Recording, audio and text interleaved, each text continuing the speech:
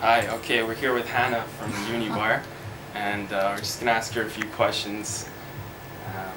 Can you recall an incident with a customer that was very unreasonable? Yes. Just comment on it, please. A few weeks ago during O Week, there were 3 gentlemen in here, and during the day they were being very rude. I recall once that my manager asked me to come in here and make a phone call, and I came in here for 2 minutes, and when we came back out, one of the boys was leaning over the bar with a jug pouring his own beer. I came over, I stopped it, I said, "You're not allowed to do that, otherwise I'm going to tell you to get out of the bar."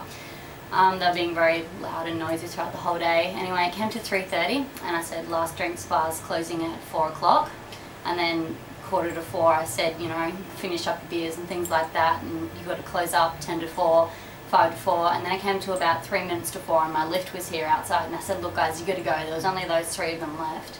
And this one guy said, "Well, I haven't finished my beer," and I said, "We have to go," and he said, "Well, I'm not going to leave." I said, "You have to go, the bar's shutting," and gave you a number of warnings, and he said, "Well, fine." He got his jug of beer and his glass and he started to walk out towards the Koala Cafe. I said, "You're not allowed to do that." I had to shut the bar. Okay. And so he walked out there, and someone else from Student Guild said, "Mate, you can't take your stuff in there." And I said, "I'll call security if you don't get back in here, finish up your drink and leave."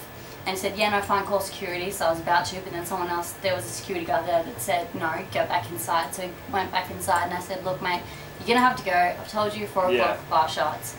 And so he said, "Well, what am I supposed to do, just tip my beer out?" I said, "Well, yeah, you're going to have to. I'll pour it down the sink." And he said, "No." So he got his beer and he threw it all over the floor and all over the carpet, and then got his mate's jug of beer and then threw it all over the bench top that I just wiped down. So when you started working here, how were you trained to deal with those types of customers in those situations? My manager always said to remain calm, because you're always going to make the customer think that the customer is always right.